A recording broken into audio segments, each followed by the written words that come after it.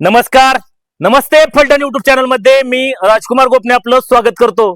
फलटण नगर परिषदेच्या पंचवार्षिक निवडणुकीची रणधुमाळी आता अखेरच्या टप्प्यात आली आहे आणि अखेरच्या टप्प्यात आली असतानाच फलटण नगर परिषदेला नगराध्यक्ष पदाचे उमेदवार असलेले श्रीमंत अनिकेत राजे नाईक निंबाळकर यांच्या प्रचारार्थ आघाडीवरती काम करणारे आणि श्रीमंत रामराजे नाईक निंबाळकर यांचे तगडे समर्थक असलेले अभि जानकर आपल्या समवेत आहेत.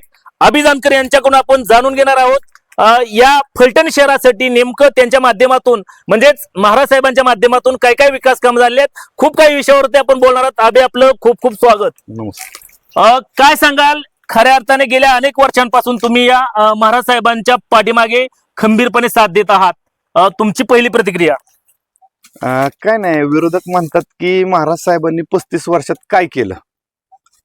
तर महाराज साहेबांनी 35 वर्षात 2 बलकवडी आणलं, कमिन्स आणली. आमच्या गल्लीतलीच तुम्हाला सांगतो, आता आमच्या गल्लीत झालेले काम, ही शननगरची बाग आहे, तो रिटर्निंग वॉल झाली, तो समोर जो दिसतोय तो पूल आहे बघा, तो पूल झाला, तो महाराज साहेबांच्या माध्यमातून झाला. नाबार्ड मधून रिटर्निंग वॉल झाली, ही बाग झाली. ह्या बागेचा तुम्हाला एक किस्सा सांगतो. महाराज साहेबांनी आम्हाला सांगितलं होतं की अभि ही बाग तुला टिकवायची आहे, आणि आम्ही प्रामाणिक काम केलं, बाग सुजलाम सुफलाम केली. पण आज 1 वर्ष झालं ही बाग त्यांच्याकडे गेली, विरोधकांकडे. आणि ह्या बागेचा ठेकेदार केदार कर्वे, तो शमशेरदादांच्या खूप जवळचा आहे, त्याच्याकडे गेली. तर या बागेचं त्यांनी वाटोळ काय केलंय बघा ना, फक्त बघा ना काय, म्हणजे कधी झाडलोट नाही, कधी साफसफाई नाही, काय नाही. ह्या बागेत सगळं त्यांनी वाटोळ करून टाकलं. माझा म्हणण्याचा उद्देश असा आहे की महाराज साहेबांनी केलंय त्याचं तुम्हाला फक्त डागडुजी करायची आहे, बाकी काय करायचं नाहीये. पण तेवढं सकट ह्या माणसांच्या माध्यमातून होत नाहीये, हा माझा मुद्दा आहे. आणि फलटणकर जनतेला आणि माझ्या गल्लीला एक विनंती आहे की ज्यांनी आपल्या बागेचं वाटोळ केलं, अशा माणसांना मतदान करू नका. मला एक सांगा त्या अगोदर, महाराज साहेबांच्या माध्यमातून तुम्ही राजकारणात कसं काय आलात तेवढं सांगा अगोदर.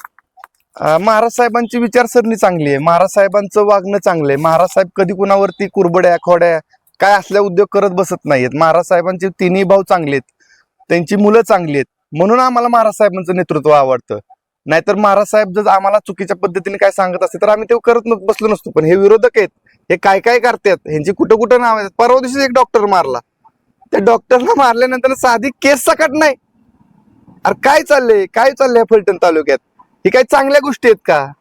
एक सामान्य कार्यकर्ता अभि जानकर आणि पुन्हा पहिल्या रांगेत अगदी महाराजांचा विश्वासू कार्यकर्ता कसा बनला नेमका?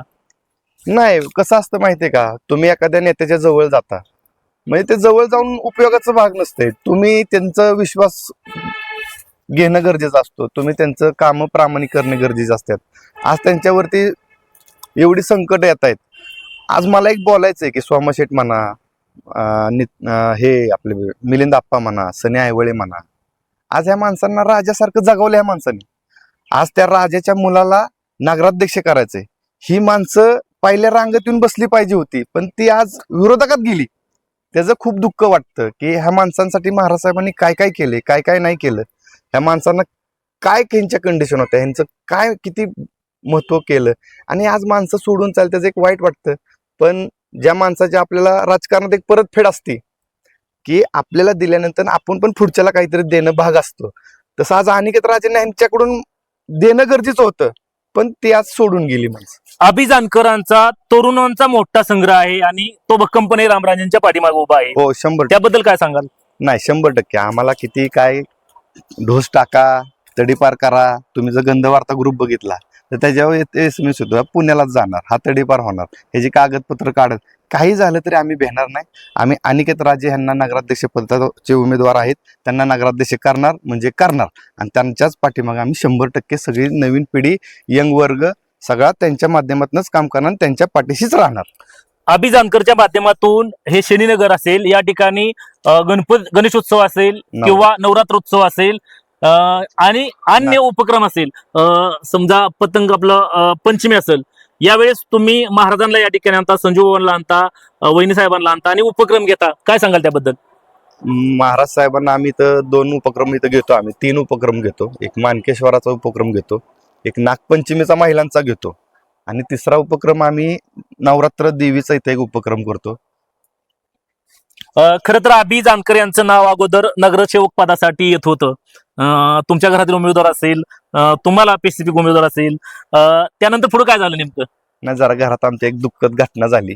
आमच्या आईंची कंडिशन नव्हती. चला चालायचं असतं. शेवटी गटाने जे काही दिलेत उमेदवार त्यांच्या पाठीशी उभं राहून त्यांचं प्रामाणिक काम करायचं आणि त्यांना निवडून आणायचं.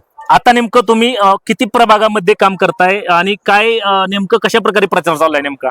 आम्ही आमच्यातले सगळे जे काही गट तट सगळे बाजूला सोडून आम्ही आता राजे गट म्हणजे वैयक्तिक जे काय हेवे दावे सगळे साईडला सोडून आम्ही वार्ड क्रमांक 4 मधनं सगळी एका जुटीनं एका मनाने, आणि काल तुम्ही रॅली पण बघितली असाल आमची, की विरोधकाची जर बघितली तर 15 ते 20 जणच होती, पण आमच्याकडे कमीत कमी 400 ते 500 लोक रॅलीला प्रचाराला बाहेर पडली होती.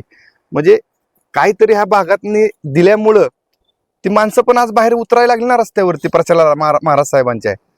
कालची रॅली बघितली तर तुम्ही चक्क वाचाल की एवढी प्रतिसाद होता पप्पू शेख आणि रुपालीताई यांना, म्हणजे चांगला प्रतिसाद होता.